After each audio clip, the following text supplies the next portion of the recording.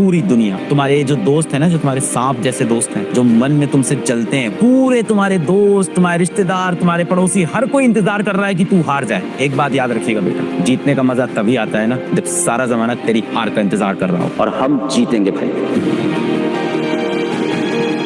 इस समय बहुत डर लग रहा होगा, कुछ नहीं पढ़ा हुआ है, पढ़ने बैठ भी रहे हैं तो ऐसा है कि मोबाइल में किसी का मैसेज आ जा रहा है, इंस्टा पे कोई रील भेज दे रहा है, कभी दोस्त मिलने बुला ले रहा है, कभी कोई ऐसा टीवी पे चीज आ रही है कि वो देखने बिजी हो गए, कभी रील पे रील स्क्रॉल किए जा रहे हैं, अभी भी डिस्ट्रैक्ट हो गए। तो थोड़ी प्रॉब्लम है कि सर मैं कमजोर बच्चा हूँ, कि हम तो सर बहुत वीक स्टूडेंट हैं, सर हमें कुछ समझ में ही नहीं आता है, हम कोशिश तो कर रहे हैं पढ़ने की, पढ़ाई हो ही नहीं पा रही है। क्लास में ऐसे बच्चे हैं जिनका दिमाग बहुत तेज है, वो तो पढ़ लेते हैं सर हम बहुत कमजोर हैं, कुछ हो नहीं सकता। मैं आपको बेटा एक ही चीज बोलूंगा कि इस समय पूरी दुनिया तुम्हारे हारने का इंतजार कर रही है, पूरी दुनिया। तुम्हारे जो दोस्त है ना, जो तुम्हारे सांप जैसे दोस्त हैं, जो मन में तुमसे जलते हैं, वो भी वेट कर रहे हैं कि तू इस बार से नंबर लेके नहीं। पूरे तुम्हारे दोस्त, तुम्हारे रिश्तेदार, तुम्हारे पड़ोसी, हर कोई इंतजार कर रहा है कि तू हार जाए। एक बात याद रखिएगा बेटा, जीतने का मजा तभी आता है ना जब सारा जमाना तेरी हार का इंतजार कर रहा हो, और हम जीतेंगे भाई। और आपके जीतने के लिए मैं एक बहुत ही perfect strategy, perfect time table ऐसा लेके आया हूँ, आप पूरा सिलेबस भी कवर कर लोगे और बेहतरीन नंबर लेके आओगे। आई गारंटी यू, अगर तुमने दिल से इसको फॉलो किया तो काम बन जाएगा। पर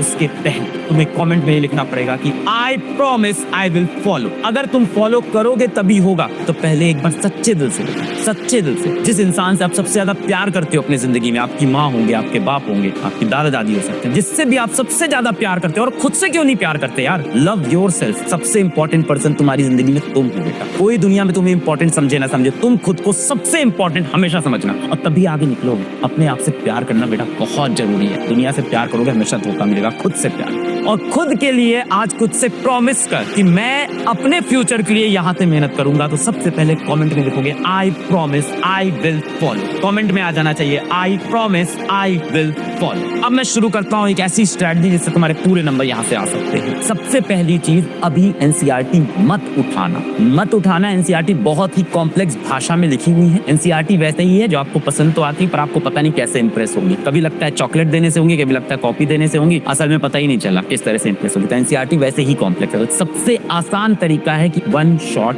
लेक्चर। अब सर वन शॉट लेक्चर किसका देखें? जिसका तेरे को समझ में आए उसका देख। सबने वन शॉट बना रखे हैं, चाहे फिजिक्स वाला के देखने उनके देख लो, किसी भी टीचर के जिससे तुमको समझ में आता है। सभी लोग अच्छा पढ़ाते हैं, जिससे तुम्हारी ट्यूनिंग बैठे उससे देखो। पर एक चीज ध्यान देना कि ऐसे ही वन शॉट देखना जो आपके 3 से 4 घंटे में पूरा चैप्टर खत्म हो जाए। बेटर है कि 3 आवर्स के अंदर। अब मान लो वीडियो की लेंथ लेटेस्ट 1.5 आवर है, तो बेटा मान के चलो कि 1.5 आवर का वीडियो खत्म करने में हमें 2.5 घंटे से 3 घंटे लग जाएंगे, ये मान के चलना। तो अगर किसी वन शॉट पे ऊपर ही लिखा है 4 आवर्स का, तो बहुत मुश्किल है कि 4 घंटे का वन शॉट 4 घंटे में खत्म हो, वो 7-8 घंटे ले लेगा। इसलिए 1.5 से 2 घंटे के वन शॉट सबसे ज्यादा रिकमेंड होंगे आपको, तो वो सबसे बेस्ट है। कोई टॉपिक आपने सच में अच्छे से पढ़ रखा है, वीडियो भी देख रखी है, कंप्लीट कर रखा है, कहीं ऑनलाइन बैच में गए हो, कहीं आप ऑफलाइन कोचिंग में गए हो, तो उसके आप रिवीजन वाले वीडियो देख लेना। अगर कोई टॉपिक आपका पहले से तैयार है तो उसके आप रिवीजन पे चले जाना। वो रिवीजन के टाइम पे मैं आपको भी बताऊंगा कब करना। नोट्स बेटा बनाने की जरूरत नहीं है। जितने भी टीचर्स पढ़ाते हैं अपने नोट्स दे देते हैं, 5-6 पेज के अंदर पूरा चैप्टर, 5-6 पेज में हैंड रिटन में पूरा चैप्टर कंप्लीट कर देता हूँ। अभी नोट्स बनाने बैठोगे, पढ़ोगे, नोट्स बनाओगे, पढ़ोगे, बहुत डिफिकल्ट है। बेटर है नोट्स डाउनलोड कर लो, नोट्स को साइड में खोल लो, डाउनलोड करके दूसरे डिवाइस पे, कंप्यूटर पे, मम्मी के फोन पे कहीं खोल लो और साथ साथ में पढ़ते रहो, वो सबसे बेस्ट है। पर अगर तुम्हें नोट्स बनाने का मन भी है तो नोट्स बनाते वक्त सारे क्वेश्चंस मत उतारना, सिर्फ और सिर्फ थ्योरी और इंपॉर्टेंट टॉपिक, टीचर बोलता है ये इंपॉर्टेंट, उसको अच्छे से कर लेना। और नोट्स डाउनलोड करके लेक्चर के बाद में पढ़ लेना, अगर दूसरा फोन नहीं भी है तो। मेक शॉर्ट नोट्स, अगर नोट्स बनाने भी हैं तो सिर्फ शॉर्ट नोट्स, 1 पेज के अंदर पूरा चैप्टर खत्म करने वाले नोट्स बनाना। Don't be stuck at one point. कई बार क्या होता है, पढ़ते पढ़ते एक क्वेश्चन नहीं समझ में आया, एक क्वेश्चन नहीं आया, लगा रहे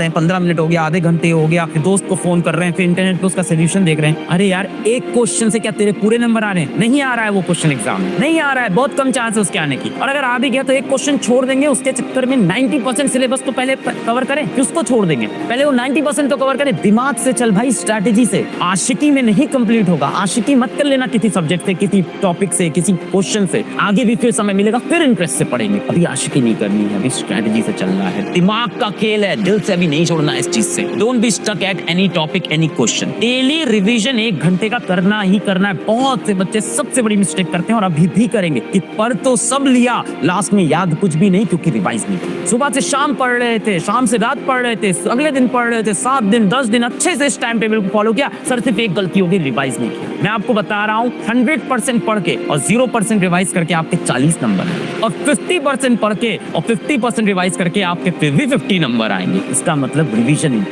क्वेश्चन प्रैक्टिस करनी है 1 से 1.5 आवर की इफ नीडेड, जरूरी नहीं है बेवजह हम लोग बहुत सारे क्वेश्चन लगाने लगते हैं। अब आपके ऐसे केमिस्ट्री में भी टॉपिक्स हैं और बायो में भी ऐसे टॉपिक्स हैं कि अगर आपने थ्योरी अच्छे से पढ़ ली, वन शॉट से अच्छे से पढ़ लिया, नोट्स पढ़ लिया, अब नीड नहीं है उसके बहुत सारे क्वेश्चन प्रैक्टिस करने की। क्वेश्चन देख लिया, आंसर दिमाग में है, हाँ हो जाएगा। पर आप ये नहीं कि बैठ के क्वेश्चन प्रैक्टिस किए जा रहे हैं फिजिक्स के अंदर एक ही जैसे क्वेश्चन, एक ही फॉर्मूले के क्वेश्चन कर रहे हैं। अभी दिमाग से चलने का टाइम है, तो 1 से 1.5 घंटे की रोज क्वेश्चन प्रैक्टिस करेंगे। और अगर वो समय बचा तो रिवीजन में लगा देंगे। बेस्ट है उस टाइम को रिवीजन में लगा देंगे। बेस्ट है किसी स्ट्रॉन्ग टॉपिक जो पढ़ा हुआ उसको रिवाइज कर लेंगे, उससे बेटर ये है। फिजिक्स के 1-2 चैप्टर में रिक्वायर्ड है, वहां कर लिया। हर जगह क्वेश्चन प्रैक्टिस की रिक्वायरमेंट नहीं है क्योंकि लेक्चर के अंदर ही क्वेश्चन करा दिए जाते हैं। अब बात है कि सर टाइम टेबल कैसे बनाएं, हम कैसे सर ये सब कैसे हो पाएगा कि हम एक लेक्चर भी देख लें 3 से 4 घंटे का, हम उसके बाद रिवाइज भी कर लें 1 घंटे, उसके बाद हम क्वेश्चन प्रैक्टिस भी कर लें। इतना समय कहाँ है सर हमारे पास? बहुत ही परफेक्ट टाइम टेबल आपके लिए मैं बना के ले आया, बहुत ही आसान है। मैं मानता हूं कि आप 3 बजे पढ़ने बैठ पाओगे, खाना ना खाया 3 बजे आप पढ़ने बैठ गए। सबसे पहला काम इंटरेस्टिंग काम कर लो, स्टार्टिंग में सबसे इंटरेस्टिंग काम कर लो। सबसे इंटरेस्टिंग काम क्या है? मूवी की तरह लेक्चर देख रहे हैं, समझ में आ रहा है, किसी भी अच्छे टीचर का लेक्चर देखो। मैं बोल रहा हूँ 1.5 से 2 घंटे से बड़ा लेक्चर मत उठाना, तभी वो 3 से 6 PM में सबसे पहले स्टार्टिंग के 3 आवर्स के अंदर आपने वीडियो लेक्चर कंप्लीट किया और नोट्स डाउनलोड करके पढ़ लिया। नोट्स बनाने हैं तो सिर्फ शॉर्ट नोट बनाना। इसके बाद क्या करेंगे? एक ब्रेक लेंगे भाई, क्योंकि 3 घंटे लेक्चर भी देख लिया, दिमाग में कुछ चीजें नई भी गई हैं। अब ब्रेक लेंगे। ब्रेक में भाई ऐसा है, किसी को चाय पीने का मन है, ग्रीन टी पीने का मन है, किसी को घूमने टहलने का मन है, कुछ खाने का मन है, खा पी लिया। साथ में टहल लेना, हो सके म्यूजिक सुन लेना, पर स्क्रीन नहीं देखोगे क्योंकि अभी 3 आवर स्क्रीन देखा। इससे होता है ब्रेन रॉट। क्या हो जाता है? ब्रेन रॉट रियल फिनोमेना है। ब्रेन रॉट में क्या होगा? 3 घंटे में जो पढ़ा आधे घंटे में सब गायब हो जाएगा। 4-5 दुनिया की चीजें, मान लो आपने 10 रील देख ली, उसमें कहीं अमेरिका की बात हो रही, कहीं दोस्तों की बात हो रही, कहीं किसी यूट्यूबर की बात हो रही, दिमाग टहलने लगा, इतनी सारी इंफॉर्मेशन आ गई, कुछ स्टोर नहीं होगा, पुराना भी भूल जाएगा। तो स्क्रीन नहीं देखनी, इसके सिवा नहीं देखनी, आई प्रॉमिस। कमेंट करिए बात। ब्रेक लिया, स्नैक किया, वॉक किया, स्ट्रेच किया, एक्सरसाइज किया, साइकिलिंग किया, माँ बाप से बातें की, दोस्तों से बातें कर ली, स्क्रीन अभी नहीं चलानी। थोड़ा सा ब्रेक हो गया। अब